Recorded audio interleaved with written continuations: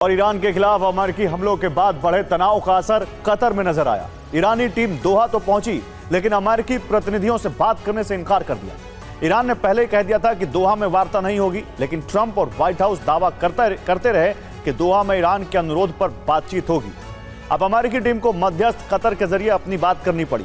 दूसरी तरफ ईरान ने साफ कर दिया है कि वो होर्मुज से अपना नियंत्रण नहीं छोड़ेगा और न ही माइंस हटाने के अभियान में फ्रांस या किसी देश का दखल बर्दाश्त करेगा। अमेरिकी राष्ट्रपति ट्रंप कह रहे थे कि ईरान अमेरिका में दोहा में वार्ता होगी, जबकि ईरानी विदेश मंत्री कह रहे थे कि अमेरिका से कोई वार्ता नहीं होगी। अमेरिकी राष्ट्रपति ट्रंप कह रहे थे कि ईरान ने खुद वार्ता का अनुरोध किया है, जबकि ईरान की तरफ से कहा गया कि ईरान ने वार्ता का कोई अनुरोध नहीं किया। कतर के विदेश मंत्रालय ने ऐलान कर दिया है कि ईरान अमेरिका के बीच कोई सीधी बात नहीं होगी। विटकॉफ और कुशनर सिर्फ मध्यस्थों से वार्ता करेंगे।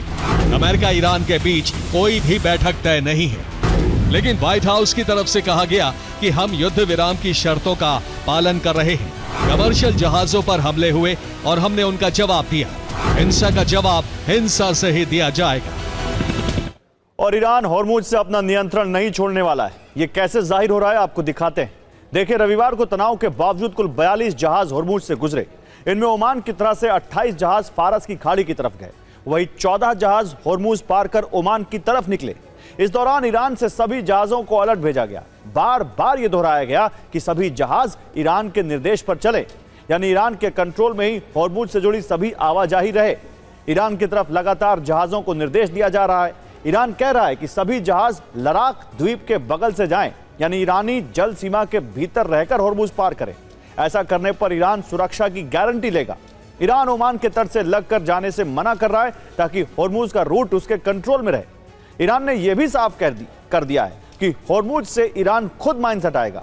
ईरान को किसी देश का दखल बर्दाश्त नहीं है, यानी ईरान इसे एक कॉमन या सामान्य क्षेत्र कभी नहीं बनने देना चाहता जहां दूसरे देशों का कोई मिशन चल सके। ईरान ने कहा है कि फ्रांस, ओमान दखल ना दें। ये दोनों देश माइंस हटाने का अभियान चलाने की तैयारी में हैं। ईरान ने साफ कर दिया है कि वो खुद मिशन चलाएगा और होर्मुज में किसी और देश को आने का कोई मौका नहीं दिया जाएगा। कतर अब ताजा तनाव को कम करने की कोशिश करेगा।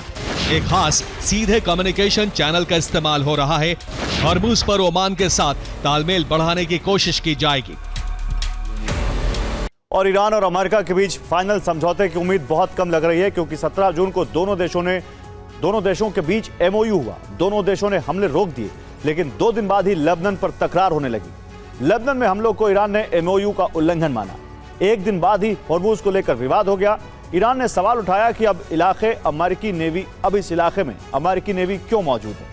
फिर 25 जून को होर्मुज में जहाज पर हमला हो गया। सिंगापुर के झंडे वाला शिप टारगेट बना और होर्मुज फिर धमाकों से गूंज उठा।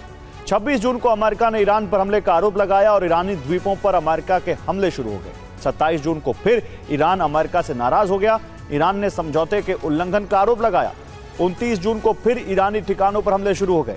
जवाब में ईरान से बहरीन, कुवैत पर हमले शुरू हो गए।